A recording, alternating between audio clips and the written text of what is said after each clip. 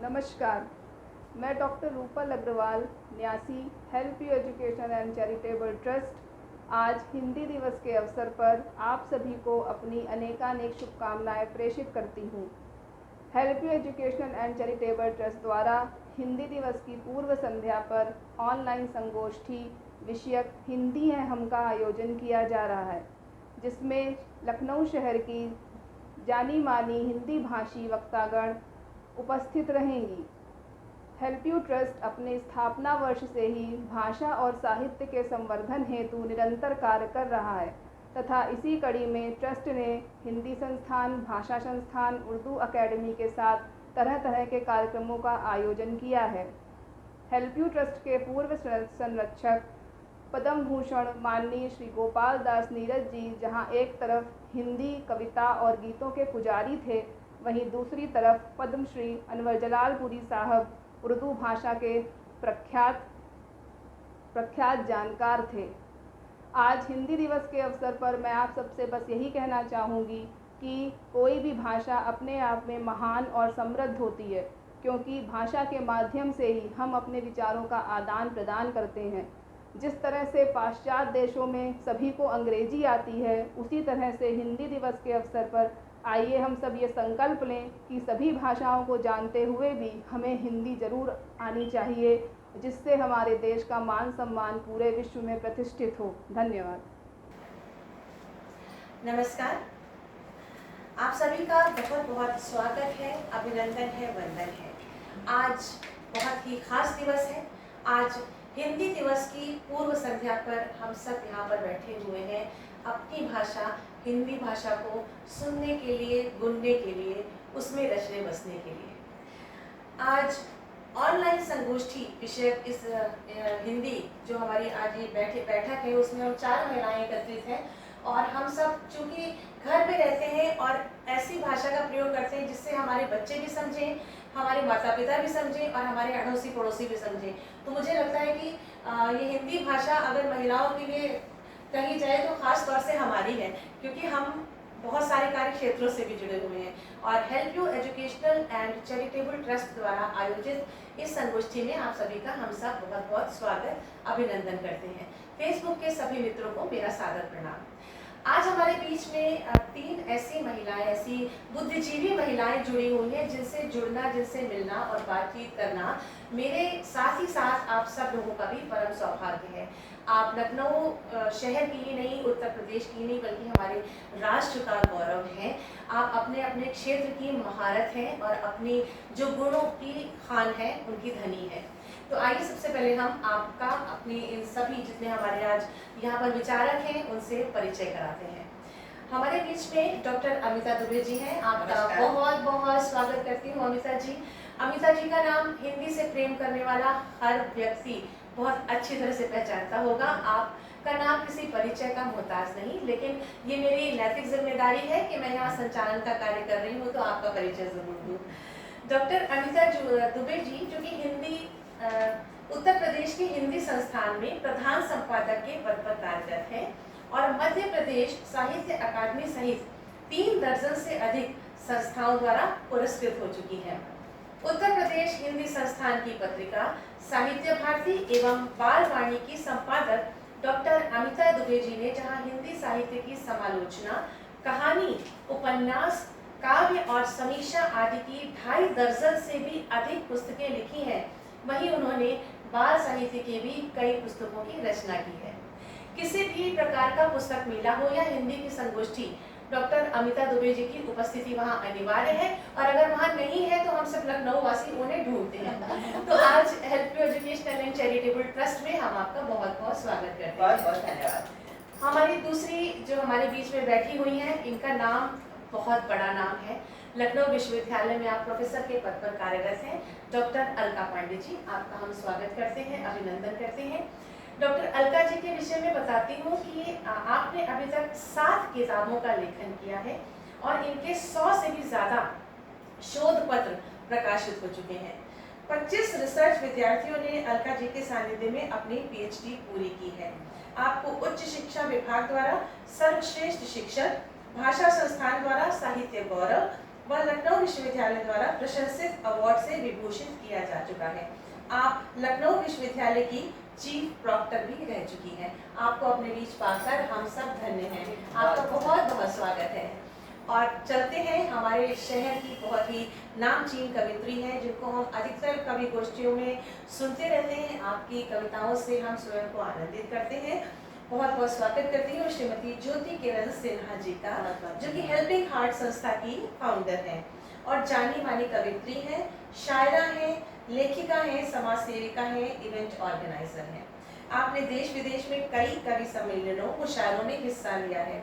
Doordarshan, NDTV, India TV, ETV वगैरह में बहुत बार आपकी कविताओं को दर्शकों ने दिल से सराहा है।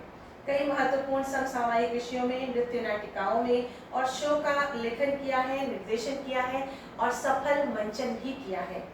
वर्ष 2019 में कुंभ में उत्तर प्रदेश सांस्कृतिक विभाग द्वारा पर्यावरण पर आधारित एक स्वरचित काव्यात्मक निर्देशित नृत्य नाटिका पावन धरती निर्मल गंगा का आपने सफल मंचन किया था और उसकी हमारे सरकार ने पूरी प्रशंसा की थी। कोरोना काल में भारतीय संस्कृति, कला और कलाकारों के संरक्षण और सहयोग के लिए आपने कई ऑनलाइन वर्चुअल कॉन्सर्ट्स के भी आयोजन किए हैं। आपकी मुख्य किताबें अनकहे एहसास, धड़कनों के नक्शे पर तथा लखनऊ में कई सामाजिक संस्थाओं से जुड़ी हैं आप और सामाजिक कार्यों में संलग्न रहती है। तो एक बार पुनः आपका अभिनंदन करते हैं और बहुत बहुत धन्यवाद। और मैं आपकी दोस्त और इस कार्यक्रम की होस्ट, जो कि हिंदी में है लेकिन फिर भी होस्ट बोल रही हूँ, संचालक, उद्घोषक, आप कुछ भी कह सकते हैं, डॉक्टर अलका निवेदन, आप सभी का स्वागत करती हूँ। तो चलिए विलंब ना करें, जितने भी हमारे सुधी दर्शक हैं हमसे जुड़ चुके हैं, मैं फिर से बता दूं कि कल हम सब हिंदी दिवस मनाएंगे, लेकिन help you educational and charitable trust का ये प्रयास है कि क्यों ना एक दिन पहले से ही जो हमारे युवा हैं, जो हमारे बाल हैं, उनको इस हिंदी दिवस की महत्ता के विषय में बताया जाए।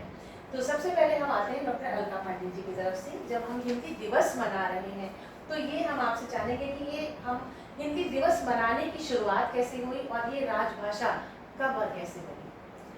ये जो हम 14 सितंबर को हिंदी दिवस मनाते हैं, ये हिंदी दिवस की अपेक्षा अगर हम इसे कहें राजभाषा दिवस है तो ज़्यादा अच्छा होगा, अधिक अच्छा होगा, क्योंकि जो राजकाज जिसमें हमारा चलता है, जिसमें हम अपनी बात शासन तक पहुंचाते हैं या शासन के द्वारा जो पत्राचार होता है उसका वो जिस माध्यम में होता है वो हमारी हिंदी ही है। ये हम थोड़ा पीछे चलेंगे 14 सितंबर 1949 को, जब हमारे यहाँ ये भारतीय संविधान ने हिंदी को मान्यता दी थी और संविधान का जो अनुच्छेद 343 से 351 तक ये राजभाषा और हिंदी से ही संबंधित है, जिसे मुंशी आयंगर समिति के नाम से भी जाना जाता है।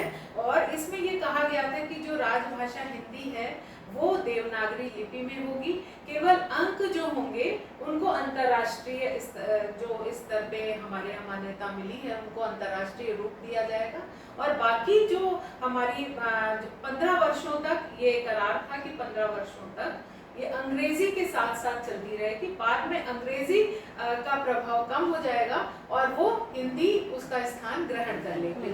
लेकिन ये हम लोगों की बहुत ज़्यादा कमी है या क्या कहें कि वो 15 वर्ष जो है पता नहीं कब बीतेंगे और कब हमारी भाषा हिंदी जो है वो राजभाषा की जगह वो राष्ट्रभाषा का रूप लेगी। तो ये बड़ा शोचनीय और चिंतनीय है, क्योंकि मातृभाषा जो होती है अगर हमारी नहीं है तो उसके बिना जो राष्ट्र है वो गूंगा है, जैसा कि महात्मा गांधी ने कहा था। और जो अंग्रेजों के जाने के बाद जो राजभाषा अंग्रेजी थी उसका स्थान, क्योंकि जो भी शासन करता है वो अपनी ही भाषा में चलाता है अपना शासन, चाहे वो ये अकबर के समय में फारसी भाषा राजभाषा थी और अंग्रेजों के समय में अंग्रेजी थी, लेकिन अब आज ज़रूरत है, आवश्यकता है हिंदी की, लेकिन वो अभी थोड़ा दूर दिखाई दे रही है। तो हमारे यहाँ ये बहुत प्रयास किए गए, लेकिन इसके साथ साथ जब जो 1965 की बात हम करेंगे, जिसमें ये समाप्त होना था कि अब हिंदी पूरी तरह से आ जाएगी, लेकिन तमिलनाडु ने थोड़ा वहाँ पे विरोध हुआ, जिसके कारण ये नहीं बन सकी। फिर राजभाषा अधिनियम 1963 जो कि संशोधित होकर के 1965 में आया था, उसके अनुसार भी ये उन्होंने कहा कि अंग्रेजी का प्रयोग समाप्त करने का ये संकल्प जरूर लिया गया और उसे पारित भी किया गया, लेकिन वो पूरी तरह से समाप्त नहीं हो पाई।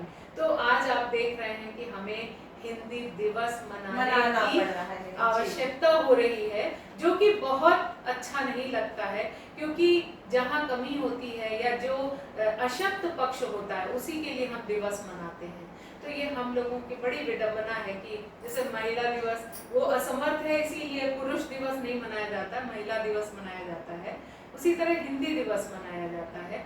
ये हम लोगों के लिए बड़ी ही शोचनीय बात है।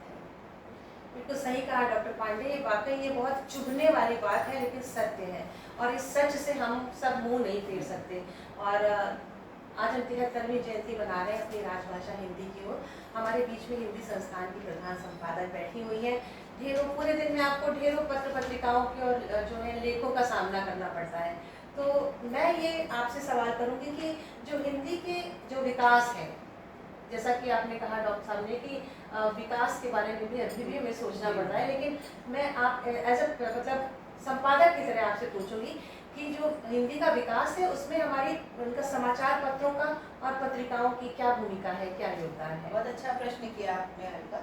और अलका पांडे जी ने जो चिंता व्यक्त की वो चिंता स्वाभाविक है और स्थितियाँ भी बहुत सरकारी स्तर पर या अन्य हम लोगों के स्तर पर ऐसी हो सकती हैं, लेकिन मेरा दृष्टिकोण थोड़ा सा अलग है जी। मेरा दृष्टिकोण संबंध में इसलिए अलग है कि हम हर बात के लिए सरकार की ओर क्यों देखें।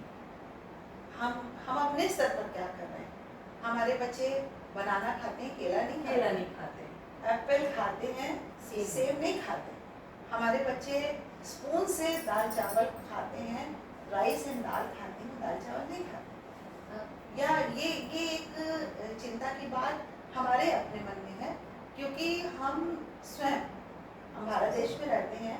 हमारी अपनी मातृभाषा, हमारी अपनी राष्ट्रभाषा, हमारी अपनी राजभाषा, इसका गौरव हमारे मन में भी तो होना चाहिए ना। हम केवल सरकार के ऊपर ठिकरा फोड़ दें कि सरकार ने जो है वो अधिनियम बनाया और उसका अनुपालन नहीं हुआ, यहाँ से विरोध हुआ, वहाँ से नहीं हुआ। लेकिन मेरा कहना ये है कि हमको भी तो अपने स्तर पर अपनी भाषा के लिए सोचना है। और दूसरा ये कि क्या हम अपनी भाषा के गौरव को समझ रहे हैं। अगर आप किसी सभा में जाइए और आपको ये कहा जाए कि आप हिंदी के रचनाकार हैं, हिंदी के साहित्यकार हैं, तो पूछेंगे कि बुकर मिला है क्या? हाँ, तो हम बुकर की ओर क्यों देखें? हम बुकर की ओर क्यों देखें? हम शेक्सपियर की ओर क्यों नहीं देखें? जो महादेवी वर्मा को मिला था, जो सुभद्रा कुमारी चौहान जी को मिला था। मेरा ये कहना, और मैं इस बात को इस तरह जोड़ती हूँ कि भारत एक विविधतापूर्ण देश है, जहाँ रहन सहन की विविधता है, जलवायु की विविधता है, जहाँ भाषा की विविधता है, लेकिन विविधता में भी एकता का सूत्र है। हाँ, इसीलिए किसी ने कहा, मुझे एकदम तुरंत वो बात याद आई कि 4 कोस पर बदले पानी, 4 कोस पर वाणी। हाँ, तो जब हम हिंदी की बात करते हैं तो हिंदी एक संपर्क भाषा है। हिंदी जब हम अलग अलग क्षेत्र में गुजराती, मराठी भाषी, तमिल, तेलुगु, कन्नड़ सभी भाषाओं के जानकार हो सकते हैं। मातृभाषा हमारी कुछ भी हो सकती है, लेकिन जब हम भारत का प्रतिनिधित्व करते हैं तो हमारी पहचान क्या है? हिंदी। हमारी पहचान हिंदी है। और तभी गांधी जी, जो स्वयं गुजराती थे और बहुत अच्छी अंग्रेजी जानते थे और बहुत अच्छे गुजराती के भी विद्वान थे, लेकिन उन्होंने कहा था दुनिया से कह दो कि गांधी अंग्रेजी नहीं जानता। तो उनका अर्थ ये था कि गांधी केवल हिंदी जानता है, जो अपने को हिंदी में अभिव्यक्त करता है। तो गांधी जी की जो धारणा थी, उन्होंने दक्षिण भारत प्रचार समितियों का निर्माण किया।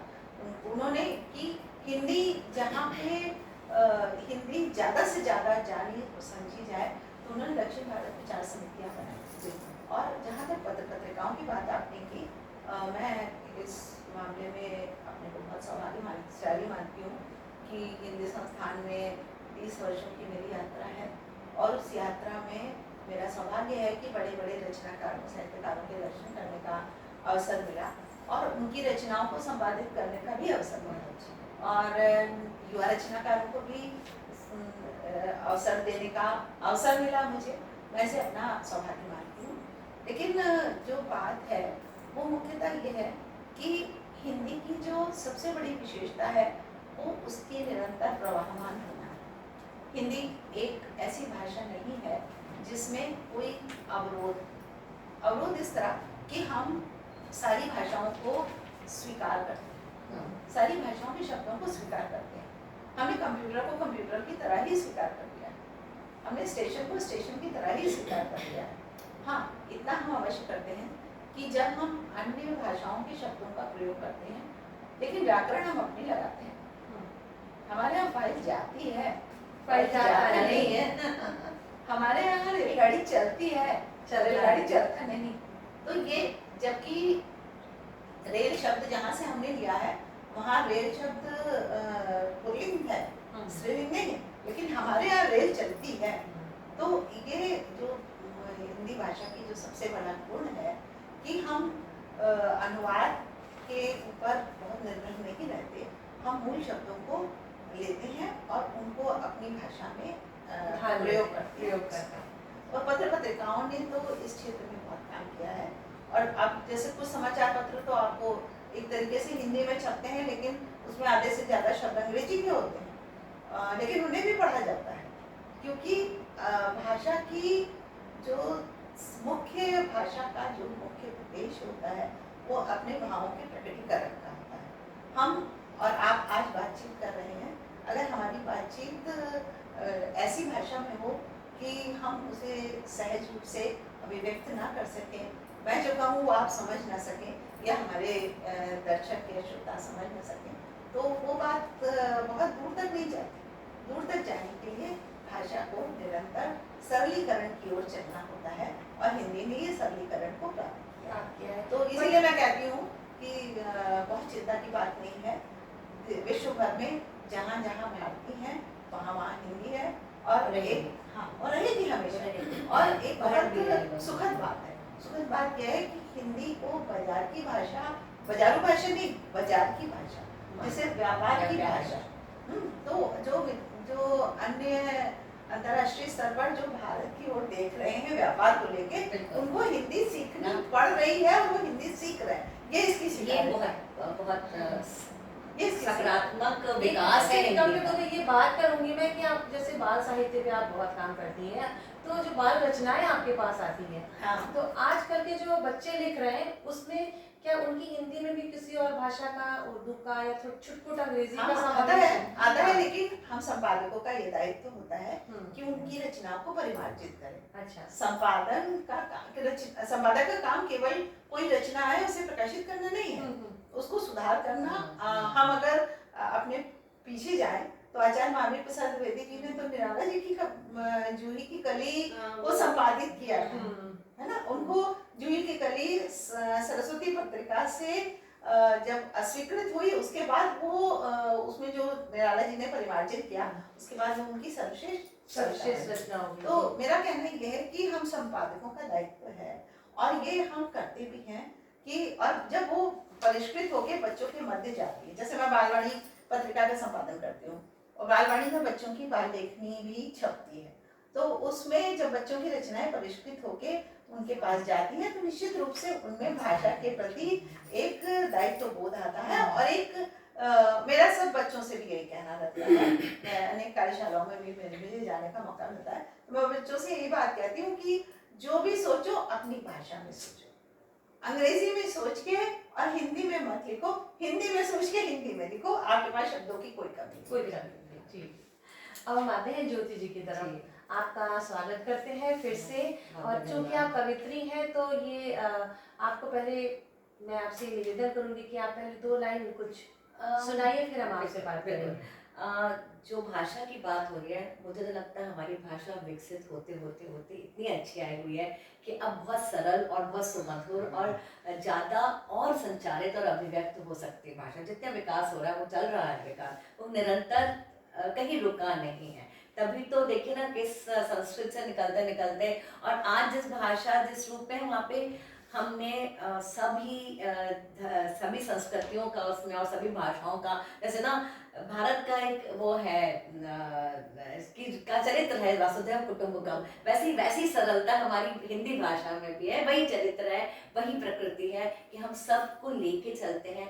तो वो एक कहा जाए सिर्फ एक हिंदी को मैं अगर थोड़ा कविता के उसमें कहूँ तो मुझे लगता है कि ये केवल एक भाषा है या शब्दों का एक बड़ा भंडार है या केवल अभिव्यक्ति की, नहीं, एक संस्कृत से जो भारतीय संस्कृति से उपजी हुई एक पूरी संस्कृति की एक सरल धारा है जो कि जब बहती है तो अपने चारों तरफ बहुत सकारात्मक प्रभाव छोड़ती जाती है और जो भी मिलता है उसको अपने गले लगाते हुए आगे आई है। और आज जिस रूप में है वो बहुत सुंदर है और बहुत आसानी से पूरे विश्व में हम बोल सकते हैं।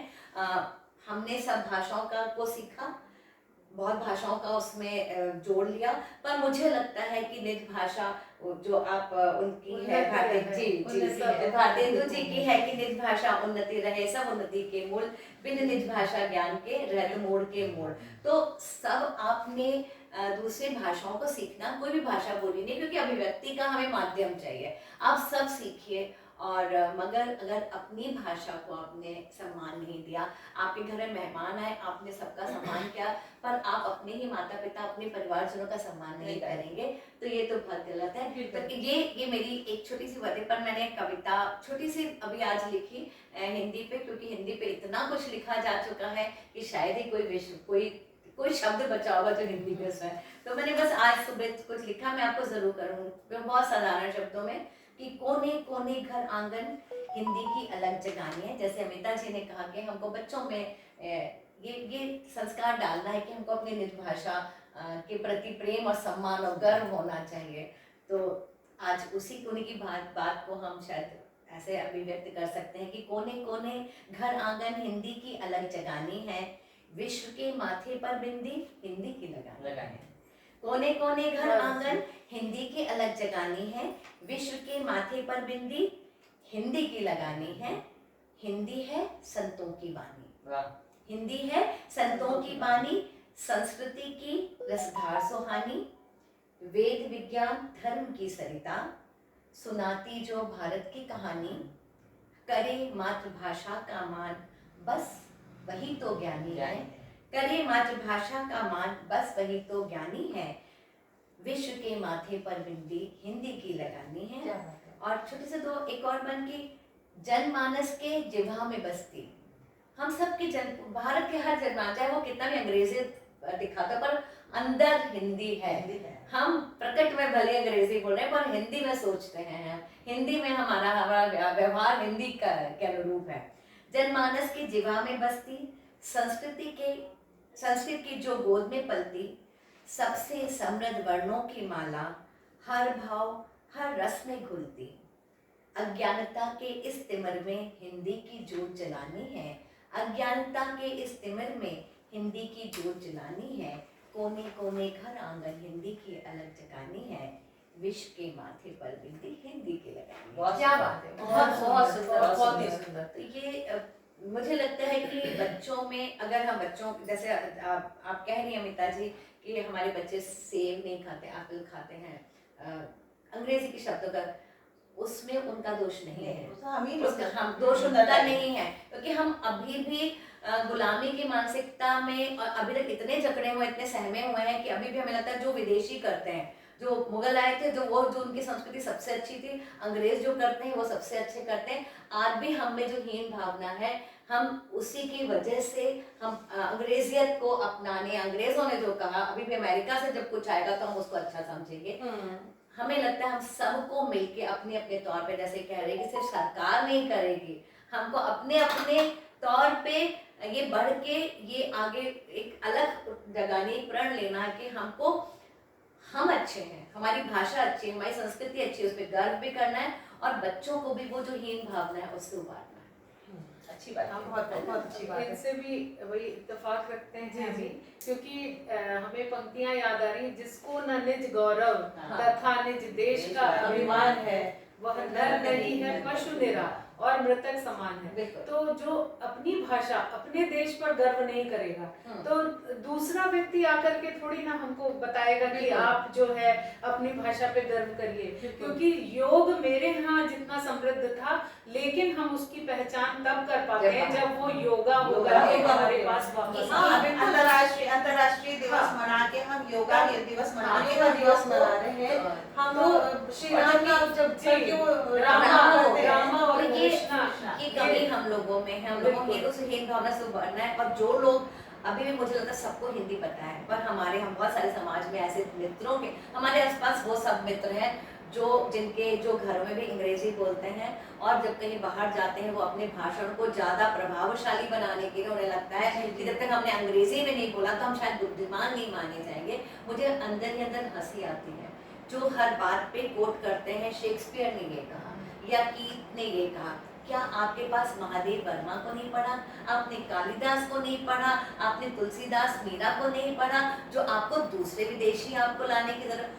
क्या हमारे लेखक, हमारे कवि, हमारे लोग कमजोर थे कहीं पर? आपका ज्ञान कमजोर है, आप अज्ञानी इस हैं। पीढ़ी को मुझे लगता है समझाने की जरूरत है कि हम दिलकर पढ़ें।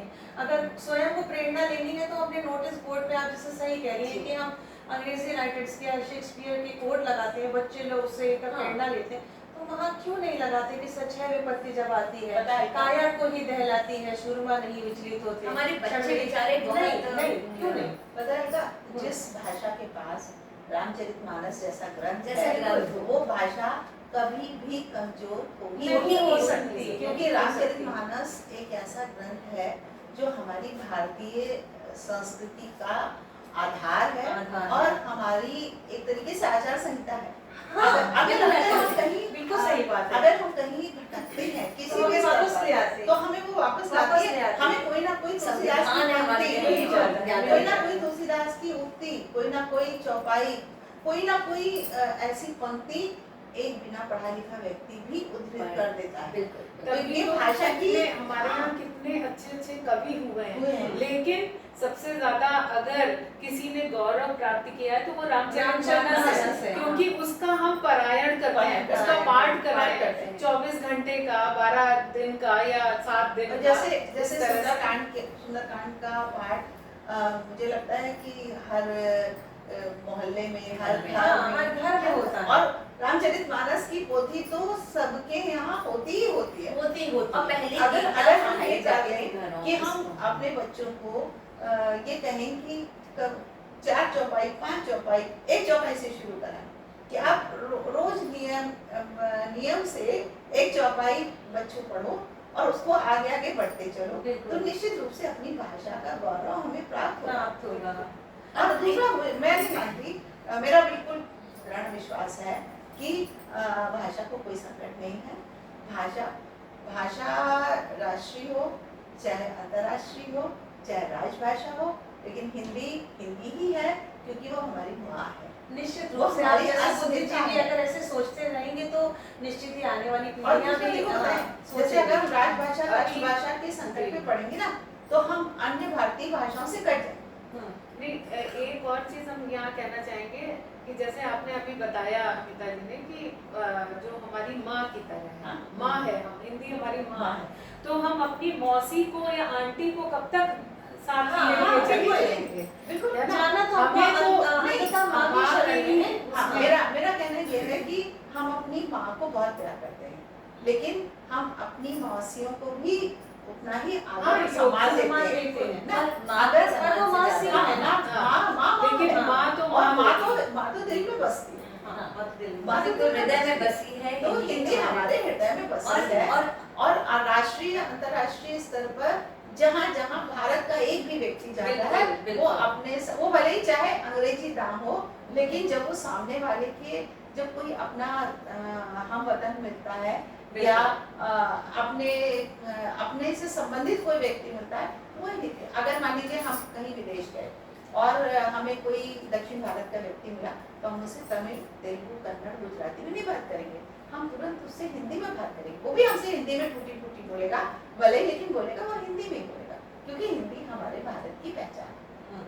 अब हम आते हैं प्रोफेसर, आप जैसे कि सबसे पहले आपने चिंता व्यक्त की थी कि हमें हिंदी दिवस मनाना पड़ रहा है, हम उसी पे लौट के आते हैं कि आज जो आजकल के माँ बाप हैं और अंग्रेजी चूंकि अंतर्राष्ट्रीय भाषा है तो बच्चों को पढ़ाना ज़रूरी है, ठीक है, लेकिन आजकल के जो विद्यालय हैं बहुत सारे ऐसे भी मेरे उसमें संज्ञान में ऐसे केसेस आए हैं कि जहाँ पर हिंदी बोलने पे सजा दी जाती है बच्चों को। तो उसके लिए क्या विद्यालय उत्तरदायी है या हम पेरेंट्स उत्तरदायी हैं या हमारे आजकल के जो परिवेश है कि जहाँ अंग्रेजी बहुत ज़रूरी है कि हम अंग्रेजी नहीं बोलेंगे तो हमको फाइन देना पड़ेगा या हमें उसके लिए सजा देनी पड़ेगी, उस पे आपके क्या विचार होंगे? ऐसा है कि जब तक हमें अपने पे गर्व नहीं होगा तब तक कोई दूसरा आकर के हमें नहीं कुछ भी कर सकता या करा सकता।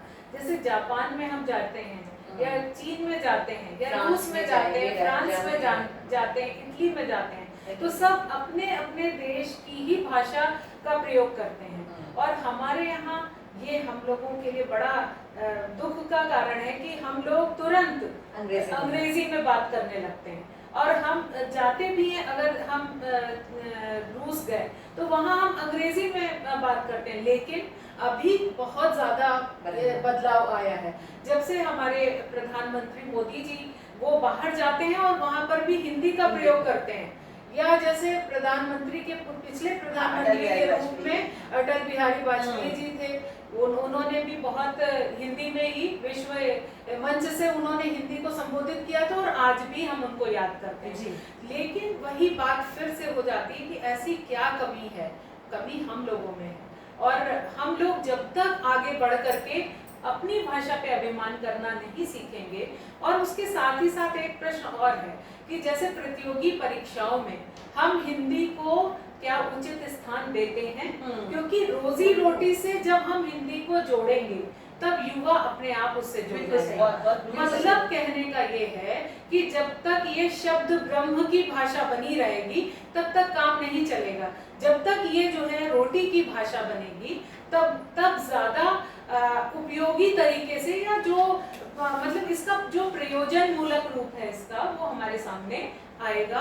और हम अपने इस उद्देश्य में भी तब हमें कहना नहीं पड़ेगा कि हिंदी हमारी अच्छी है या हिंदी में ये कमी नहीं है। जैसे कि अभी मध्य प्रदेश सरकार ने अभी कानून की पढ़ाई के लिए किया या मेडिकल की पढ़ाई के लिए उन्होंने ये लागू किया कि नहीं हिंदी में होगी, या इंजीनियरिंग की पढ़ाई हिंदी में करिए आप, उनके प्रश्न पत्र बनेंगे, उनकी किताबें लिखवाई जा रही हैं। तो हर एक राज्य अपने स्तर पर हिंदी को बढ़ावा देने के लिए कार्य कर रहा है। साथ ही जब, क्योंकि युवा वर्ग तभी आकृष्ट होगा जब उसकी रोजी रोटी या व्यवसाय में जब हिंदी से संबंधित प्रश्न पत्र पूछे जाएंगे और हिंदी वहाँ पर उसे रोजगार दिलाने का कार्य करेगी, तो जब हम उसे रोजगार परक बनाएंगे तब हम शायद अधिक इसमें सक्षम होंगे। फिर हमें किसी को ये कहने की जरूरत नहीं होगी कि हमारी हिंदी बहुत अच्छी है या आप भी अपनाइए, तब सब लोग अपनाएंगे ही। क्योंकि मेरे विश्वविद्यालय में हिंदी विभाग में विदेशी बच्चे भी बहुत आते हैं पढ़ने के लिए, जैसे कोरिया से इस समय पढ़ रहे हैं, चीन से आए हैं, और श्रीलंका से एक लड़की रिसर्च कर रही है हमारे यहाँ, शोध प्रबंध पे PhD का कार्य वो कर रही है अपना। और उनके मन में बहुत उत्सुकता होती है कि ऐसा क्यों, क्योंकि अभी जैसा कि आपने बताया था कि बाजार की भाषा बन गई है। तो जब ये हर सामान, हर प्रोडक्ट, हर माल जो भी हमारा सप्लाई होगा, बेचा जाएगा, वो जब हिंदी, इसलिए वो लोग हिंदी सीखने आ रहे हैं हमारे यहाँ, क्योंकि उनका बाजार ही रुक जाएगा नहीं। इसलिए चीन जो है ये इस समय चीनी भाषा जिसे जो है सर्वप्रथम कहा जाएगा विश्व में बोलने वाले लोगों का स्थान प्राप्त है, लेकिन अब वो स्थान हिंदी ले रही है। ये हमारे लिए सबके लिए बड़े गौरव की बात है। और चाहे लंदन हो, ये फ्रांस हो, कौन सा ऐसा देश है जहां हिंदी की पढ़ाई नहीं होती, लेकिन करीब 150 विश्व में ऐसे देश हैं जहाँ हिंदी पढ़ाई जाती है। 176 जी। और बल्कि कोई बहुत अच्छा आपने जो बात की, एक सर्वेक्षण हुआ था जिसमें ये पता लगा कि सबसे पूरी दुनिया में करीब 18% लोग हैं जो हिंदी समझते हैं, जबकि मैंड्रिन जो चाइना की हाँ। भाषा है वो करीब 15.25 हाँ। समझते हैं और अंग्रेजी समझने वाले 13 तो 13 कुछ उनका होता अंग्रेजी तो का अगर शब्दकोश देखिए तो उनके पास किंग और क्वीन के अलावा शब्द ही शब्द ही नहीं है, इसीलिए उसे तो लगता है उनका कि तो पूरा ये भाषा जो है प्रकृति की भाषा है, बहुत प्रकृति से उदार है, और इतनी मुद्रणशील है, सहिष्णु है, भारत की बहुत राष्ट्रीय वैज्ञानिक भाषा है, संवाहक है, कंप्यूटर फ्रेंडली फ्रेंडली है। है। इसको जी, इसको जी। अगर कंप्यूटर की वैज्ञानिक भाषा है, में बहुत जाए, वैज्ञानिक मगर है। इसकी तो इसका जो देवनागरी लिपि है, हाँ, इसका व्याकरण, हिंदी भाषा का व्याकरण एक छोटे पोस्टकार्ड पर लिखा जाता है। जी जी। और वैज्ञानिक है, मतलब जो बोला जाता है, हाँ, उच्चारण वही किया जाता है, वही वही हम लिखा बोल जाता रहे है। हैं। अंग्रेजी की तरह नहीं कि पी साइलेंट है, कहीं कहीं के हाँ, साइलेंट है, हाँ। है ना। और या जैसे हम लोग पीयूटी पुट और बीयूटी बट बट क्यों बोलते कहते हैं, हैं, हाँ। लेकिन यहाँ जैसा लिखा जाता है वही बोला वही जाता बोला है। और एक और और खूबसूरती यही है कि उर्दू में भी है, उर्दू में भी आपको समझ के कई बार मात्राएं नहीं पूरी लिखी होती है, वो बहुत दिक्कत होती है कि किन पढ़े, कन पढ़े, काम पढ़े, या बहुत मुश्किल होती है उसकी भी। तो हिंदी अपने आप में जितनी वैज्ञानिक होती है, इतने वर्ण है उसके, 11 स्वर है, व्यंजन है, और कितने संयुक्त व्यंजन है, तो एक अपने आप में पूरी परिपूर्ण एक वर्णमाला है, इतनी समृद्ध मुझे नहीं लगता कोई और भी भाषा है अभी ही हम नहीं। थोड़ी और चर्चाएं करेंगे, लेकिन उससे पहले हम लोग help you charitable and educational and charitable trust के विषय में थोड़ी बात कर लें। जी। आप लोगों को भी बता दें और हमारे साथ जो दर्शक जुड़े हैं उनको भी बता दें कि आज का ये कार्यक्रम help you educational and charitable trust द्वारा आयोजित किया जा रहा है। आइए आपको इस ट्रस्ट के विषय में कुछ छोटी मोटी झलकियां बताते हैं। हालांकि ये एक बहुत बड़ा और जाना माना नाम है। Help you educational and charitable trust की स्थापना वर्ष 2012 को जनहित व जन कल्याण हेतु लखनऊ उत्तर प्रदेश में की गई थी। अपने स्थापना वर्ष से अब तक 10 वर्षों के समय में help you educational and charitable trust ने उत्तर प्रदेश में जन कल्याणकारी संस्था के रूप में प्रतिष्ठा अर्जित की है। ट्रस्ट अपने साधनों से समाज में सकारात्मक परिवर्तन लाने हेतु राष्ट्र स्तर पर शैक्षिक, सांस्कृतिक व सामाजिक उन्नयन की दिशा में गतिशील है। माननीय प्रधानमंत्री श्री नरेंद्र मोदी जी के संकल्प सबका साथ, सबका विकास और सबका प्रयास, इसको ध्यान में रखते हुए और ध्येय बनाते हुए ट्रस्ट गरीबों, असहायों की मदद हेतु निरंतर वस्त्र वितरण अभियान, रक्तदान, बाल गोपाल शिक्षा योजना, जनहित के जागरूकता अभियान, सम्मान समारोह और अन्य लाभकारी योजनाओं का क्रियान्वयन कर रहा है। विश्वव्यापी कोरोना महामारी के महासंकट में ट्रस्ट ने अपने संसाधनों और हेल्प यू कोरोना वॉरियर्स की मदद से निराश्रित और जरूरतमंद लोगों के लिए निरंतर भोजन, मास्क, सैनिटाइजर और अन्य बचाव सामग्री का वितरण किया। खास बात है कि यहाँ पर सब हमारे बुद्धिजीवी बैठे हैं, पठन पाठन में विश्वास रखने वाले। तो साहित्यकारों के प्रोत्साहन के लिए, आध्यात्म और संस्कृति के संवर्धन और उत्थान के लिए उसके दृष्टिगत जनहित में कई पुस्तकों का प्रकाशन भी कराया गया है। गोपाल दास नीरज जी के ऊपर प्रकाशन कराया है। हाँ, अनवर जलालपुरी जी ने जो उर्दू, जो हमारी गीता है उसको अनवर जलालपुरी ने उसको उर्दू में अनुवाद किया है। उर्दू शायरी में गीता उसका नाम है। तो इस तरह के, और गोपाल दास नीरज जी की जयंती पर भी अभी एक बृहद कार्यक्रम कराया था ऑनलाइन भी, और हर वर्ष 4 जनवरी को उनके जन्मदिन पे भी ये ट्रस्ट काम कराता रहता है। Help you educational and charitable trust Lucknow Uttar Pradesh में वृद्धाश्रम, अनाथालय, Bhagavad Gita centre, help you academy of spiritual music तथा अन्य जनहित की परियोजनाओं के क्रियान्वयन हेतु प्रयत्नशील है। हम जीवन के सभी क्षेत्रों के लोगों की मदद कर रहे हैं। ट्रस्ट की समस्त गतिविधियां, जन कल्याण के कार्यक्रमों का संपूर्ण विवरण ट्रस्ट के वेबसाइट www.helpyoutrust.org तथा सोशल मीडिया में Facebook, Twitter, LinkedIn, Tumblr, Instagram और यूट्यूब पर आपके अवलोकनार्थ प्रमाण के लिए उपलब्ध है। तो आइए हम बढ़ते हैं अमिता दीदी की तरफ। फिर संपादन की बात आती है और बात आती है पत्राचार की। तो संपादन के साथ साथ बहुत सारे आपके पास ऐसे पत्र भी होंगे और बहुत सारे कार्यालय संबंधित भी पत्र आते होंगे या आपको प्रेषित करना होता होगा।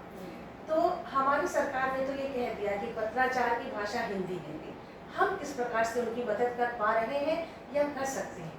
देखिए, जैसे हिंदी संस्थान में एक अधिकारी होने के नाते मैं बताना चाहती हूँ कि जैसे हम लोगों का संबंध हिंदी भाषी प्रांतों से होता है या हिंदीतर भारतीय भाषाओं के प्रांतों से भी होता है, तो उनसे हम हिंदी में पत्राचार करते हैं।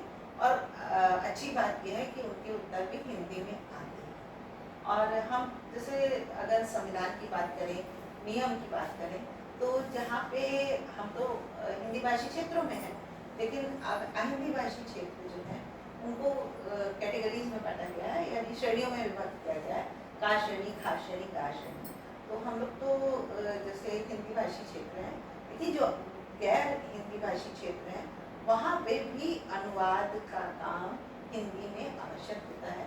कोई पत्र अगर वो संपर्क में भेजते हैं, तो जैसे केंद्रीय सरकार से कोई पत्र आएगा, तो अगर वो अंग्रेजी में आएगा तो उसका हिंदी अनुवाद उन्हें साथ में करना पड़ता है। ये एक अनिवार्यता है और ये सरकार की ओर से अनिवार्यता है।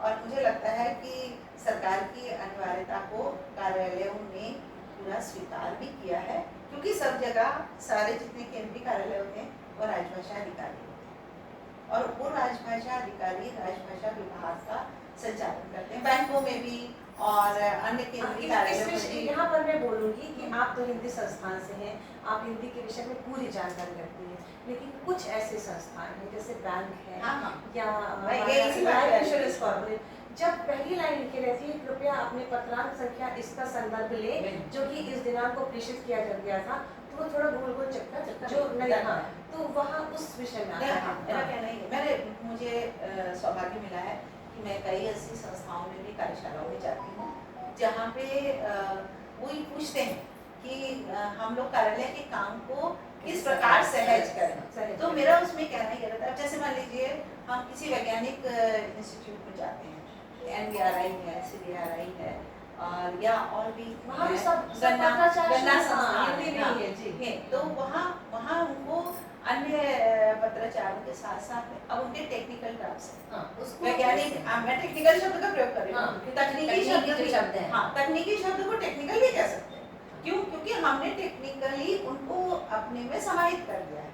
तो मेरा कहना ये रहता है कि उसका उल्टा पुल्टा अनुवाद करने के बजाय आप सीधे सीधे उन शब्दों को ले लीजिए। ये बात मैंने पहले भी कही थी आपसे कि हिंदी का जो सबसे बड़ा गुण ये है कि हम अन्य भाषाओं के शब्दों को ग्रहण करते हैं और उनका प्रयोग अपने व्याकरण के अनुसार करते हैं। तो हम तकनीकी शब्दों को यथावत लेके उसको देवनागरी लिपि में लिखे और उसमें अपनी भाव को स्पष्ट रूप से प्रस्तुत करें। अब आप इतना कठिन शब्दों का अनुवाद कर, जैसे एक वैज्ञानिक तकनीकी शब्दावली आयोग है भारत सरकार का, उसने कुछ शब्दकोश बनाए हैं, उन शब्दकोशों में कुछ मानक हैं, उन मानक के अनुसार अनुवाद करके या उन शब्दों को ग्रहण करके हम बात करते हैं, लिखते हैं, विभागों को वो शब्दकोश दिए जाते हैं कि आप जहाँ कठिनाई का अनुभव करें उन तकनीकी शब्दों का इससे अनुवाद ले लें। लेकिन उसमें कई बार ऐसा होता है कि हम कहना कुछ चाहते हैं और कह कुछ चाहते हैं।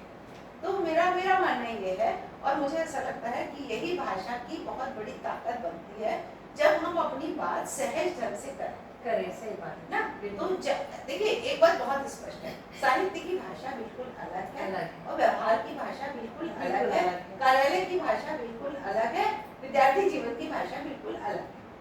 तो ये जो भाषा के अलग अलग रूप हैं, अगर हम उन रूपों को एक साथ मिला देंगे तो निश्चित रूप से हम भाषा का नुकसान करेंगे। बिल्कुल।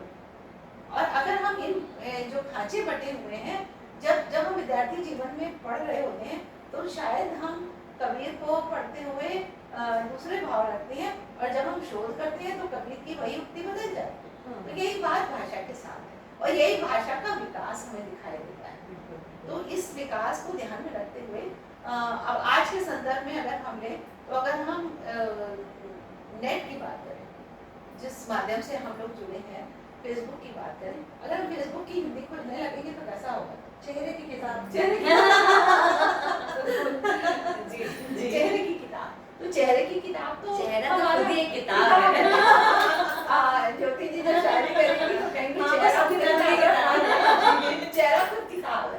तो और यह जैसे हम मान लीजिए संजाल, इंटरनेट के लिए संजाल शब्द का प्रयोग करेंगे, आधे लोग कहेंगे कौन सा जाल है भैया, ये कौन सा मतलब बनने ये जा रहा है कि हाँ, जैसे जो प्रचलन में जो- नहीं है वो शब्द। हाँ, जो तो ये ये जो शब्द हमारे प्रचलन में होता तो आयातित शब्द को शब्द समझने में हैं, नहीं हाँ, विदेशी जो आयातित शब्द हैं उनको हम ऐसा ही जैसा का तैसा ही यथावत ले लें और बाकी चीजें हमारी अपनी रहें, हाँ, जो हमारी अपनी हैं। हमारे नहीं place तो लग रहे हैं, हाँ, नहीं तो क्या होगा नहीं, कि जब हमारी हमने इंटरनेट पर पर बस सबको समाहित कर लिया अपने जीवन शैली में, बिल्कुल। मोबाइल हमारे लिए अनिवार्य हो गया, तो हम जब आधुनिक तकनीकों से जुड़ेंगे तो हम आधुनिक तकनीकी के शब्दों को भी तो लेंगे ना। बहुत सुंदर एक उदाहरण मुझे लगता है, जो अमिताभ बच्चन जो सदी के महानायक हैं, वो इतनी अच्छी हिंदी बोलते हैं बहुत ही अच्छी। बिल्कुल देखिए, वो कोई ऐसा तो नहीं कि वो बुद्धिमान नहीं है या ज्ञानी नहीं है, उनके तो पिता और इतने बड़े साहित्यकार थे, मधुशाला जैसे हरिवंश राय बच्चन साहब, कविता तो संजय जो क्या वो ज्ञानी नहीं है, उनको क्या, और वो अंग्रेजी स्कूल में पढ़े हुए हैं, उसके बावजूद वो इतनी अच्छी हिंदी बोलते हैं, उसमें तो उनको कोई शर्म नहीं आती है, और जो हिंदी वो बोलते हैं सब समझते हैं।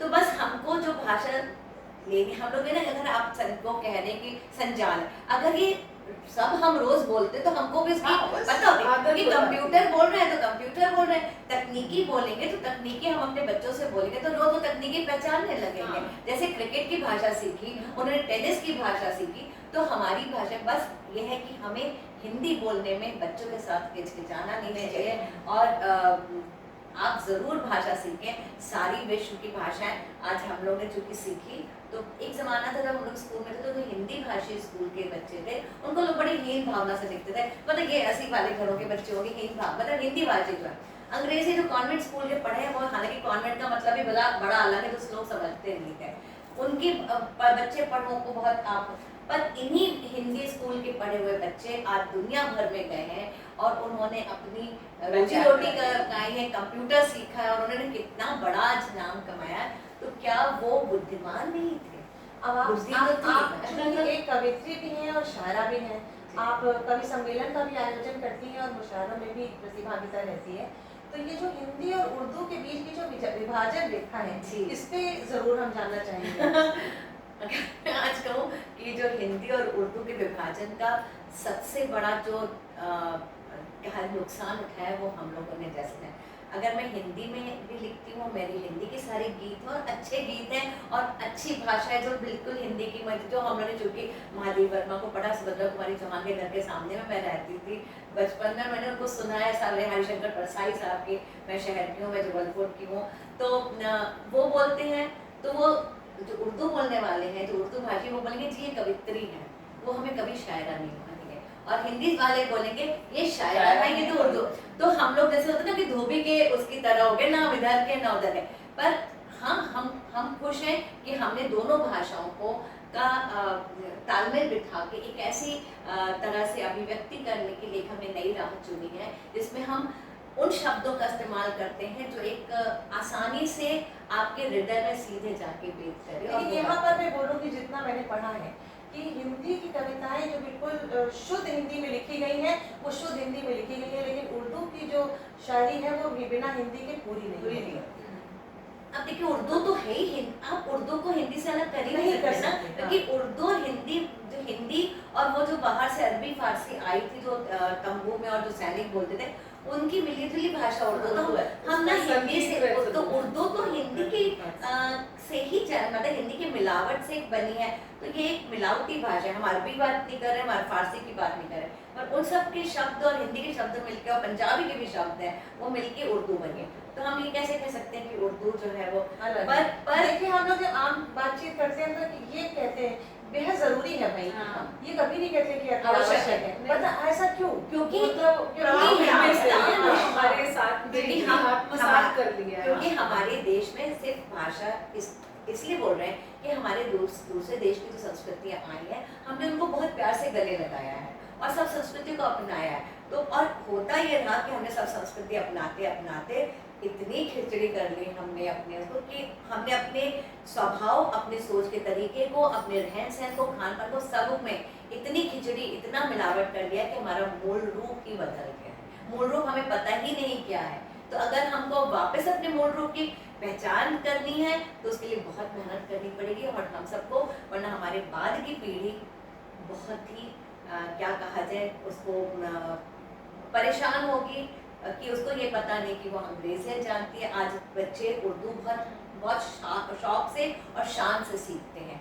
हिंदी के कवि सम्मेलनों में उनको वो महत्व नहीं मिल रहा है। जो उर्दू की अगर आप रेखता देखें, वो कितने शौक से उर्दू को बढ़ा रहे हैं। हिंदी के कवि सम्मेलनों में वो बात नहीं आ रही है जो उर्दू के। तो अब हमारे बच्चे उर्दू की तरफ बहुत जा रहे हैं। पर हमें आप सब भाषा सीखिए, उर्दू बहुत सुंदर, बहुत प्यारी भाषा है, पर हिंदी कहीं से किसी भी तरह से कम नहीं है। और मुझे पूरा गर्व है और पूरा विश्वास है कि हमारे बच्चे और हम सब मिलकर हिंदी को उसका पूरा मान सम्मान दें। असल में बताएं अलका कि हिंदी केवल एक भाषा नहीं है। हाँ, हिंदी एक संस्कृति है। संस्कृति और वो संस्कृति के साथ साथ वो हमारा आचार व्यवहार भी है। हम जब उसे मन से जिएंगे तो हम मन से स्वीकार करेंगे, और जब हम मन से स्वीकार करेंगे तो हम मन से अभिव्यक्त करेंगे, और वही अभिव्यक्ति हिंदी को बहुत ऊंचाई दे रही है और देती रहेगी। इसमें कोई दो राय नहीं है, कोई भी मतभेद नहीं है, और मुझे लगता है हम सभी इससे सहमत होंगे। सहमत है। मतलब और मुझे लगता है कि भारतीयता को अपनाएंगे हम। जब तक भारतीयता को नहीं अपनाएंगे, अपने भारतीय होने पे गर्व नहीं करेंगे, तब तक हम हिंदी को भी लेके नहीं चलेंगे साथ में। जैसे हम कंक्लूड कर इसी को अगर नहीं, हम उससे आप कंक्लूड कर रही हैं डॉक्टर साहब, लेकिन तो- उससे चूंकि आप शिक्षा जगत से जुड़ी हैं, और तो मैं ये भी जानना चाहूँगी कि पहले तो ये बताइए कि आपके मन में कैसे ये विचार आया, या शुरू से आपकी रुझान था, रुचि थी हिंदी पढ़ने की तरफ। तब हम आज की जनरेशन, आज की पीढ़ी की बात करेंगे, पहले आपसे सुन लें। क्या हुआ कि जब हम हाई स्कूल में पास किया हमने हाई स्कूल, तब हमें मेरिट स्कॉलरशिप मिली और इंटर में भी मेरिट मिली और बीए में भी मेरिट मिली। तो लेकिन सब लोगों ने ये प्रश्न चिन्ह लगाया, और एमए जब किया हिंदी में तो उसमें स्वर्ण पदक मिला। तो सब कहने लगे जब आप इतने अच्छे हो तो काहे के लिए आपने हिंदी पढ़ी। हमने कहा क्यों, अच्छा होना क्या बुरा है कि, और हिंदी में यही मैं जानना चाह रही थी। यही जी, चीज, जी, ये प्रश्न जब 9th में हम लोगों के यहाँ स्ट्रीम चेंज करने वाला होता है कि विज्ञान वर्ग और कला वर्ग, तब उसी समय ये हो रहा था कि नहीं पढ़ने में अच्छे हो तो विज्ञान की तरफ जाओ, पहला तो ये हो जाता है। उसके बाद फिर आता है कि आप जो है अच्छा फिर हिंदी ली, बीए में आकर के आपने हिंदी क्यों ली। तो इसमें हमने ये देखा, मेरे जो पिताजी हैं वो भी प्रोफेसर रहे हैं, तो उन्होंने ये कहा कि बेटा तुम कोई भी विषय लोगे तो उसमें तुम्हें उतनी आत्मसंतुष्टि नहीं मिलेगी जितनी तुम्हें हिंदी में मिलेगी। हमने कहा ऐसा क्यों। तो उन्होंने कहा तुम देखो जो जीवन का सत्य और जीवन की सच्चाई, उसको जब तुम देखोगी और जब उससे रूबरू होगी जिंदगी में, तब तुम अपने को हिंदी या साहित्य के करीब पाओगी। तो फिर हम पहले नहीं तो हिस्ट्री में करना चाहते थे, लेकिन उसके बाद जो है हमने कहा नहीं साहित्य में, साहित्य को देखा तो सच में, और आज तो मुझे गर्व होता है। और साथ ही जैसे भाषा की बात हुई तो ये मेरा ये रहा है कि मैंने जो है वो तमिल भाषा भी सीखी है और लिख लेती हूँ, उसमें अभी पढ़ भी लेती हूँ, और जो जर्मन है उसको भी सीखा। तो ये नहीं था कि मतलब दूसरी भाषाएं सीखने का भी अपने अंदर होना चाहिए, अपनी भाषा पे तो गर्व है ही, साथ ही हम उनकी भी संस्कृति, दूसरे का रहन सहन, उनके रीति रिवाज क्या है, जब तक हम उनकी भाषा नहीं जानेंगे तब तक हम उनसे आत्मसात नहीं कर सकते। जैसे हम जब दक्षिण भारत जाते हैं तो वहां पर जाकर के अगर तमिल भाषा का कोई भी शब्द हम बोल करके और उससे पूछते हैं कोई भी चीज, तो उससे आत्मीयता बढ़ती क्या है, वो लोग बहुत मदद करते हैं। और ऐसा कई स्थानों पर मेरे साथ हुआ। तो जब तक हम स्वदेशी या स्वराज या अपनी जो मातृभाषा है, स्वभाषा है, इन तीनों को जब तक हम आत्मसात नहीं करेंगे तब तक हम कुछ भी कल्पना आगे नहीं कर सकते।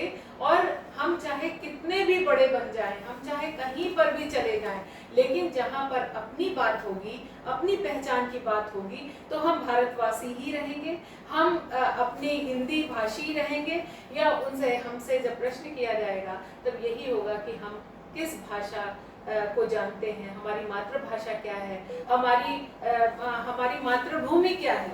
अच्छा, इसी आज से जो मेरा छात्र परिचय। आ रहे हैं, जी। जैसे अभी हम लोग कविता दीदी ने और ज्योति दीदी ने बताया कि घर में इस तरह का परिवेश है, जी। हम संभाल के भी नहीं संभाल पा रहे हैं, हम जी। एप्पल खाते हैं, हम सेब नहीं खाते, जी। तो हिंदी पढ़ने भी तो उन्हीं घरों से बच्चे आ रहे हैं। जी। तो किस तरह से, कैसे आपको कुछ ना कुछ तो कठिनाइयाँ आती हैं? देखिए, एक चीज ये क्योंकि है, देखिए, मैं भी बता दूं, अपना परिचय दे दूं कि मैं भी एक महाविद्यालय में बॉटनी के लेक्चरर हूँ। बॉटनी के लेक्चरर बच्चों को समझ में आता है, वनस्पति विज्ञान की सहायक अध्यापिका नहीं समझ में आता जी। है। जब हम बीएससी फर्स्ट ईयर के बच्चों को पढ़ाने जाते हैं तो उन्हें सेल नहीं मालूम होता है, हाँ, और उन्हें हम हिंदी कोशिका में नहीं कोशिका पता। बताते हैं, हाँ। उन्हें वो भी नहीं मालूम होता है, उन्हें टिश्यू नहीं मालूम होता है, उन्हें ऊतक भी नहीं मालूम होता है। हाँ। तो जब हम एंडोप्लाज्मिक रेटिकुलम की बात करते हैं तो अंतःपराशरण झिल्ली के नाम पे वो ठाके लगा के हंसते हैं।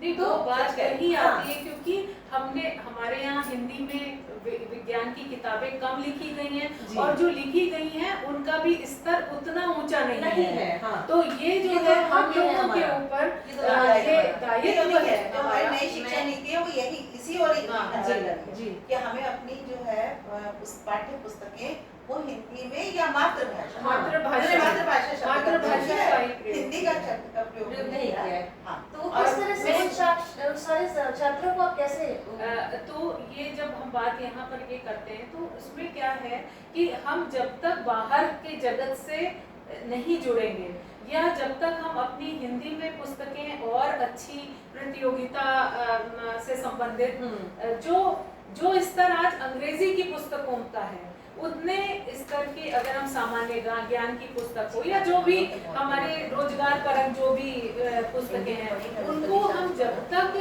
हिंदी से नहीं जोड़ेंगे या हिंदी में जब तक कार्य नहीं करेंगे, ये बहुत आवश्यकता है। और साथ ही साथ जैसे कि हमारे समय में भी बहुत सारे ऐसे सांस्कृतिक कार्यक्रम होते रहे हैं, उनको लेकर के, जैसे विदेशों में भी हमारे बच्चे ले जाते हैं, हम लोग अपने बच्चों को विदेश ले जाएंगे, वहाँ के बच्चों को भी जो एक आदान प्रदान का जो क्रम है, जैसा कि हमारे सरकार भी ये कर रही है, और नई शिक्षा नीति तो इसका एकदम ज्वलंत उदाहरण है। और उसमें मातृभाषा को लेकर के, जब हम अपनी मातृभाषा को जब तक हम नहीं उसकी अहमियत समझेंगे, उसकी उपयोगिता नहीं समझेंगे कि वो कितनी महत्वपूर्ण है हमारे लिए, हम उसमें भी अपना सब काम कर सकते हैं। क्योंकि किसी भी बच्चे को दो तीन भाषाएं पढ़नी पड़ती हैं, और वो अंग्रेजी में जब आप भी गई होंगी तो हिंदी माध्यम से जो बच्चा पढ़ रहा है, उसको अंग्रेजी माध्यम में एकदम से जाने में उसको तो पहले अंग्रेजी ही समझनी पड़ती है, बहुत समस्या है। और फिर बहुत समस्या तो है। वो अब यहीं पे हम बात करेंगे कि रूस में या यूक्रेन में जो बच्चे गए हैं, वहां पर पहले वो लोग अपनी भाषा 6 महीने तक पढ़ाते हैं कि आप रूसी भाषा सीखिए, उसके बाद उनकी किताबों को वो अपनी ही भाषा में पढ़ाना ही चाहते हैं। हर देश हाँ, में है। तो जब हमारे यहाँ भी जब यही चीज लागू हो जाएगी कि हम अपनी भाषा पे गर्व करें और हम अच्छी पुस्तकों का निर्माण करें कि जिनमें 6 महीना का कोर्स या साल भर का पहले उन बच्चों को उसी भाषा में सिखाया जाए या हिंदी में दिया जाए उनको, उसके बाद उनको वो पाठ्यक्रम पढ़ाया जाए जो भी इंजीनियरिंग या जो भी मेडिकल लाइन में वो जाना चाहते हैं। तो उसी विश्वविद्यालय में मैं जैसे- एक बात कहना चाहूँगी, जी। जो वनस्पति शास्त्र की आपने बात की, वनस्पति किताबें हमेशा से अच्छी थी, कभी मत बोली किताबें अच्छी नहीं थी। हमने उनको अंग्रेजी में ट्रांसलेट करा, उनको अनुवाद किया, जो क्या हमने हिंदी में मैं भी साइंस की वो थी, विज्ञान की, है ना, तो हमने जब पढ़ा, हमने कोशिका पढ़ी, ऊतक पढ़े, हमने सब हिंदी के ही जो शब्द थे, क्या उस, और वो किताबें परिपूर्ण थी अपने आप में, सारे चरित्र के अंदर पूरी तरह से परिपूर्ण थी। पर हमारे बच्चे इसलिए नहीं उस भाषा को समझ रहे क्योंकि उन्होंने उसको अंग्रेजी में पढ़ा है। हमने क्लास 1 से उनको अगर कॉन्वेंट में डाला तो अंग्रेजी पढ़ रहे हैं, तो किताबों में कमी नहीं थी, हमने भाषा नहीं उनको सिखाई, हमारी किताबें कहीं कम और नहीं। नहीं, एक चीज हम यहाँ पर थोड़ा सा आपको वो करना चाहेंगे, थोड़ा उसमें और हम देखते भी थे मतलब, और जहाँ मन हो, जहाँ लगता था कि नहीं अंग्रेजी के शब्दों की जरूरत है, वो शब्द डालते इस थे। विषय में मैं ये बोलूँगी जरूर कि जब हम किसी बोर्ड की बात नहीं कर रहे, जब हम हिंदी मीडियम में हम पढ़ते हैं, जैसे हमने भी पढ़ा, तो अगर हमको सेल्फ बचपन में कोशिका पढ़ाई गई तो किताबों में ब्रैकेट में सेल लिखा गया था, और लेकिन अगर इंग्लिश मीडियम की किताबें छप रही है कोशिका तो नहीं उसमें लिखी क्यों जाती नहीं, है। क्यों नहीं लिखा जाता? बस मैं यही कह रही हूँ कि हम लोग लिखते थे जब हम जवाब दे रहे होते थे इम्तिहान में या परीक्षा में, तो हम उसको सेल भी लिखते थे या हम ऊतक लिखते थे, हम टिश्यू भी लिखते थे, हमारे ऊपर था कि हमको कौन सी भाषा भाषा बतानी है। अगली है, और जी। कभी भी उसमें नहीं हुआ कि केवल आप हिंदी लिखे या केवल अंग्रेजी लिखे। कई बार होता था जहाँ पे आपको अंग्रेजी की पुट देना है, आप अंग्रेजी का पुट दे रहे हैं। तो ये देखिए भाषा कोई भी भाषा ज्ञान हाँ। ज्ञान हमें जिस भी भाषा में मिले हमें हमें लेना मिलना चाहिए, चाहिए, बस। है ना। लेकिन हमें अपनी भाषा के साथ जो तादाद में चाहिए वो हमें अपने परिवार से मिलता है, बिल्कुल। और हमें अपनी सोच को सही बस। दिशा में ले जाना चाहिए, और चाहिए नहीं, ये हमारा नैतिक दायित्व भी है और कर्तव्य भी है। और हम कभी भी दूसरों के ऊपर आरोप लगाने से काम नहीं चलता, हमें अपने अंदर झांकना है और अपने को जगह जगह पर संशोधित करना है, तब हम अपनी हिंदी भाषा के विश्व स्तर के सपने को साकार करेंगे। अभी बहुत जो अच्छा जो बात सपने हमारे पूर्वजों ने देखा, और हमारी भावी पीढ़ी हमारी तरफ करके देख रही है कि हमें उन्हें कैसा भविष्य देना है। बिल्कुल। अभी गूगल का एक सर्च इंजन का जो था उसका सर्वे था कि अब 94% लोगों में हिंदी भाषियों में, मतलब जो सर्च इंजन होता है तो हिंदी में सर्च इंजन ज्यादा बढ़ा है, 17% अंग्रेजी का कम हुआ है, तो अच्छी बात है। 94% बढ़ा है। तो इसका मतलब है कि हम सब उसमें चूंकि बहुत सहज होते हैं तो हम अपनी भाषा में ढूंढ रहे हैं। हम जब हम जिस ढूंढ रहे हैं जिस माध्यम से आज हम अपनी बात कह रहे हैं, हाँ। इस माध्यम ने भी हिंदी भाषा को आगे बढ़ाने में बहुत बहुत महत्वपूर्ण भूमिका बहुत निभाई है। मदद बहुत की, जी। अच्छी। बहुत महत्वपूर्ण भूमिका बहुत निभाई बड़ा, है, उनको धन्यवाद क्योंकि फेसबुक का। हम यहाँ बैठे हैं और हमारी बात कहाँ कौन सुन रहा है नहीं जानते, नहीं जानते, बिल्कुल नहीं जानते। जी, जी। और कहाँ से ये, अगर ये हमारी 1 घंटे की वार्ता का एक भी शब्द किसी ने सुना, स्वीकार किया, आत्मसात किया, आत्मसात किया या प्रेरणा ले ली, तो ये सार्थक हो गया। बिल्कुल बिल्कुल। अब बहुत सारे हमारे दर्शक, हमारे मित्र जुड़े हैं, फेसबुक फ्रेंड हमारे बीच में लखनऊ विश्वविद्यालय से हैं प्रोफेसर अलका। तो जिस तरह से मेरी रुचि हिंदी में बहुत है, मैंने बचपन, जैसे आपने बताया, एक विज्ञान की छात्रा होने के साथ साथ हमेशा हिंदी में डिस्टिंक्शन नहीं मिली, और मैं लिखती भी हूँ। और अच्छा, बचपन से जैसे शिवानी से पढ़ना शुरू करा, आज दिनकर और निराला सब मेरे बहुत अच्छे, बहुत मतलब प्रिय कवि हैं। तो हम जैसे लोग जो कि एक उम्र का पड़ाव पार कर चुके हैं, क्या आपके विश्वविद्यालय में, विभाग में कुछ ऐसी व्यवस्था है कि जब जिसकी रुचि हो वो डिग्री ले सके या जी, पढ़ाई जी। कर सके? अभी जो नई शिक्षा नीति आई है जी। उसने बहुत बड़ा ऐसा, ये हम कहेंगे कि हम लोगों के लिए एक आश्चर्यजनक कार्य किया है। वो क्या किया है, जैसे कुछ बच्चे ऐसे थे जो खाली बीए के प्रथम वर्ष में आते थे, पढ़ाई करते थे और चले जाते थे, और या आगे किसी कारणवश वो नहीं पढ़ पाए, या द्वितीय वर्ष तक पढ़ा उन्होंने और तृतीय वर्ष नहीं पढ़ा। अब बीए जो है 4 वर्ष का कर दिया गया है, और उसमें पहला वर्ष जो होता है उसमें भी आपको कोई ना कोई डिग्री दे करके ही बाहर किया जाएगा। अगर आप डिप्लोमा मिल जाएगा, फिर सर्टिफिकेट डिग्री है, और फिर उसके बाद आपको मतलब एमए के बराबर जो है आपको समकक्ष उपाधि दी जाएगी। तो ये अब नहीं कहा जा सकता कि आपका कोई भी साल बेकार हुआ। नहीं तो पहले क्या था, बीए 3 वर्ष का था, पहला साल पढ़ा किसी ने और उसके बाद किसी कारणवश वो नहीं आगे पढ़ पा रहा है तो वो फिर से बीए करेगा, बाद में एडमिशन लेगा। तो अब ये बहुत अच्छी लागू करी गई है हमारे यहाँ ये। और साथ ही साथ जैसा अभी आपने पूछा हमसे कि जो दूसरे विषय हैं उनके बच्चे, जैसे आप विज्ञान की थी तो अगर आप आज होती तो आप हिंदी साहित्य ले सकती थी, ऐसा है हम लोगों के यहाँ। एक विषय कोई भी कहीं का भी ले सकता, हम संगीत में भी ले सकते हैं, हम विज्ञान का कोई एक ले सकते हैं, हम गणित ले सकते हैं, और साथ ही साथ हिंदी और संगीत लेकर के भी ये कर सकते हैं। हमारे यहाँ बच्चे आते हैं। तो ये जो हम लोगों के विश्वविद्यालय में या जो नई शिक्षा नीति के तहत ये जो शुरू किया गया है, इससे क्या होगा कि जो दूसरे संकाय के बच्चे हैं वो हमारे यहाँ आए, चाहे वो शिक्षा संकाय हो, चाहे वो विज्ञान संकाय हो, चाहे वो कला संकाय हो। अब ये विभाजन नहीं है। अब सबको एक मान करके, एक इकाई मान करके उसमें से आप कोई भी जो आपकी पसंद का विषय हो वो लें। साथ ही साथ जो हमारे यहाँ विभिन्न जो जैसे गायन वादन ये सब है, ये भी आप ले सकते हैं, ये भी एक विषय के रूप में आप चुन सकते हैं। तो आप जो है, जैसा कि अभी आप कह रही थी, आप वनस्पति विज्ञान के साथ में हिंदी साहित्य में भी आप कर सकती हैं। जी। तो ये सुविधा दी गई है कि जिसकी जो पसंद हो वो ले। अब उसके लिए कोई ऐसा बंधन नहीं है कि आप विज्ञान के हो तो आप विज्ञान के ही विषय लो। ये इसकी वजह से क्या है, हमारे यहाँ बहुत सारे ऐसे छात्र आ रहे हैं जो कि हिंदी साहित्य पढ़ना चाहते थे, लेकिन वो ले नहीं सकते थे क्योंकि वो विज्ञान के विद्यार्थी थे। अब वो ले रहे हैं, जैसे वाणिज्यिक है उसके भी आ रहे हैं हमारे यहाँ। तो शिक्षा संकाय है, सभी संकायों ने मिल करके आप कहीं भी जा सकते हो। तो ये जो एक खुलापन है, एक जो स्वतंत्रता दी गई है, ज्ञान का वास्तविक जो स्वरूप है वो यही है। अच्छा, आप अपनी रुचि के पहले अनुसार। जैसे एक मुझे और मतलब एक ऐसा वो याद आया कि पहले जो ये हमारी सिविल सर्विसेज होती थी, प्रशासनिक सेवाएं, इसमें लोग इतिहास या भूगोल इस तरह के विषय लिया करते थे। अब हिंदी साहित्य में और मैं देख रही हूँ कि 1 से 10 रैंक में 3 आप हिंदी साहित्य वाले निकलते हैं। बिल्कुल बिल्कुल। तो हिंदी वैज्ञानिक भाषा है ना?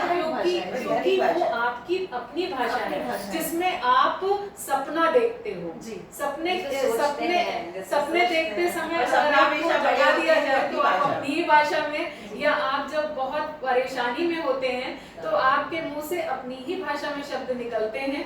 तो वो हमारी ऐसी भाषा है। तो जो हमारी मातृभाषा है वो तो सर्वोपरि है ही, उसमें हमें मेहनत नहीं करनी पड़ती भाषा सीखने के अच्छा, लिए। एक बात और मैं अपने बारे में बस ये मैं चाहूंगी कि चलते चलते आप संदेश दें। उससे पहले 2 बात और मैं कह दूं कि आज भारत भाषा हिंदी भविष्य में विश्ववाणी बनने के पथ पर अग्रसर है और भारत को उभरती हुई विश्व शक्ति के रूप में सकल विश्व में जाना जा रहा है।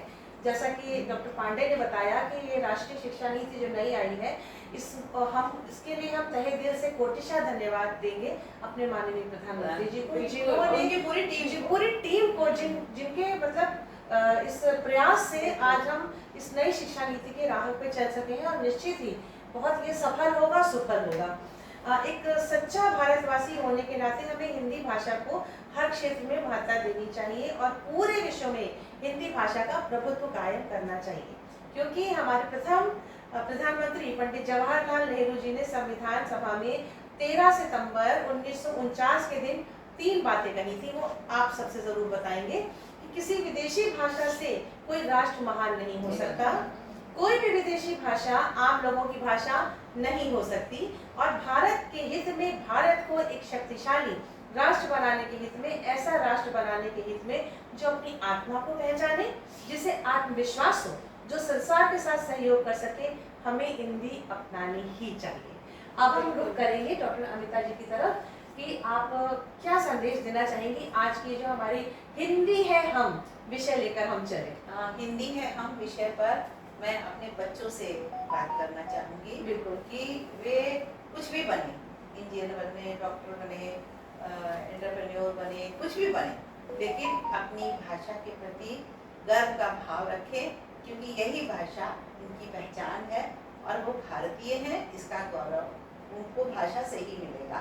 तो मेरा उनसे ये निवेदन है, और बल्कि अलका निवेदन है साथ में, इसलिए जरूर निवेदन है कि हम सब अपने माता पिता होने का दायित्व निभाएं और अपने बच्चों को अपनी संस्कृति, अपनी भाषा, अपने संस्कारों से जोड़ें। कोई पसंदीदा कवि आपकी जिनकी कुछ पंक्तियां आप कहना चाहती हो मैं आज के दिन?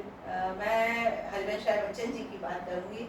और पूर्व चलने के बटोही बाट की पहचान कर ले, पूर्व चलने के बटोही बाट की पहचान कर ले। मुझे ऐसा लगता है हिंदी के बारे में हमको अपनी बाट की पहचान हो गई है और उस दिशा में हम आगे बढ़। क्या बहुत बढ़िया, बहुत बढ़िया। ज्योति जी, चलते चलते आपकी कुछ 2-4 पंक्तियां स्वरचित तो नहीं, मैं आज आपको वो करूँ जिसने मुझे एक बार मेरी किताब में, मेरी कॉपियों में लिखा रहता था कि हिंदी के कवि कि इस जीवन का उद्देश्य नहीं है शांत भवन में टिक रहना, बन के चले जाना उस पद तक जिसके आगे राह नहीं। तो ये जो हमारी भारतीयता की, हमारे हिंदुत्व होने की, हमारे हिंदुत्व की जो राह है, ये पूरे विश्व में फैलनी चाहिए। और बिल्कुल गर्व के साथ, पूरे आत्मविश्वास के साथ हम सब बढ़ाएंगे। और कहीं भी हमें हीन भावना की ज़रूरत नहीं है, क्योंकि हम सक्षम हैं पूरे विश्व में राज करने के लिए, विश्व में अपने ज्ञान और विज्ञान को फैलाने के लिए। और जैसा हमारे देश के बहुत सारे भारतीय अब तो इस समय पूरी दुनिया में है, कहाँ ऐसी जगह जहाँ पे भारतीय नहीं है, वो अपने ज्ञान विज्ञान को अपनी भाषा के जरिए भी फैला रहे हैं, दूसरे की भाषा सीख कर भी समझा रहे हैं। तो ये बहुत बड़ी बात है, ये प्लस पॉइंट होता है, एक बहुत सकारात्मक भाव होता है कि किसी को 2 या 3 भाषा, अंग्रेजों को तो नहीं आती हिंदी, पर हमारे हिंदुओं को तो स्पेनिश भी आती है, जापानीज भी आती है, सब है। तो ये हमारे यहाँ के बुद्धिमान लोग हैं, भारतीय बुद्धिमान हैं, वो अपनी भाषा को भी बढ़ाएंगे और हमारी भारतीयता को भी बढ़ाएंगे। ये हमारा पूरा विश्वास है, इसमें कोई भी दो राय नहीं है। बहुत बहुत धन्यवाद। बढ़ते हैं प्रोफेसर पांडे की तरफ, और आपकी भाषा को, आपकी जो अभी हमारी बातचीत चल रही थी, उसका समापन आप कैसे करेंगे? हम यही कहेंगे कि हमें 3 स्व को नहीं भूलना चाहिए। पहला स्वराज, स्वदेशी और स्वभाषा। इन तीनों को लेकर के जब हम आगे बढ़ेंगे तो ऐसा कुछ है ही नहीं कि हम किसी विश्व गुरु ना बन सके, जैसा कि हमारे प्रधानमंत्री जी का स्वप्न है। और आपने अभी गोपाल दास नीरज की याद दिलाई है, उन्हीं की पंक्तियों को मैं यहाँ उद्धृत करूंगी कि बंगाली को बंगला प्यारी, तमिल चाहे मद्रासी, पंजाबी गुरमुखी उचारे, हिंदी दिल्ली की दासी, उसकी शहजादी अंग्रेजी, इसकी पटरानी संस्कृत, मगर प्रेम की भाषा अब तक हाय बनी है बनवासी। तो जो ये बनवासी हो गई है भाषा, हम कैसे उसको अपने घर में लाएं, ये हमें सोचना है। और ये चिंता दूर हो जाएगी जब हम आप सब मिल करके अपनी भाषा के लिए, अपनी भाषा में सोचेंगे, अपनी भाषा को अच्छा मानेंगे, तब दूसरे लोग स्वयं ही अपना लेंगे। इन्हीं शब्दों के साथ बहुत बहुत धन्यवाद आपको। बहुत बहुत धन्यवाद। तो दर्शकों, हम सब जुड़े और इतने बुद्धिजीवी हमारे बीच में महिलाएं बैठी थी। डॉक्टर अमिता दुबे जी, आपका हम हृदय से धन्यवाद करेंगे कि आपने help you educational and charitable trust द्वारा ये आयोजित संगोष्ठी में अपने इतने विचार, अच्छे विचार दिए कि हम सब भाव विभोर हैं आपकी कविताओं से। और आपके जो आपने बिल्कुल एकदम सहज अपने वक्तव्य रखे, उससे बहुत ही, उसके लिए हम आपका हृदय से धन्यवाद व्यक्त करते हैं। और शिक्षा जगत में हिंदी विषय को लेकर आपने जो बात की, और लखनऊ विश्वविद्यालय और राष्ट्रीय शिक्षा नीति के विषय पे जो प्रकाश डाला, डॉक्टर अलका पांडे जी, आपका भी बहुत बहुत धन्यवाद। Help you educational and charitable trust की ओर से आयोजित इस कार्यक्रम में आप सभी का जुड़े रहने के लिए बहुत बहुत धन्यवाद। मैं डॉक्टर रूपर अग्रवाल जी की तरफ से और हर्षवर्धन अग्रवाल जी की तरफ से आप सभी का धन्यवाद कहती हूँ इन पंक्तियों के साथ कि मैं वो प्रकाश बन सकूँ नाथ, मिल जाए मुझ में अखिल व्यक्ति, पाकर प्रभु तुमसे अमर दान, करके मानव का परित्राण, ला सकूं विश्व में एक बार फिर से नवजीवन का विहार। धन्यवाद। और हिंदी दिवस की शुभकामनाएं सभी को, सभी इस शुभकामनाओं के साथ की सभी एक साथ बोले कि हम सब हिंदी है, हिंदी है हम।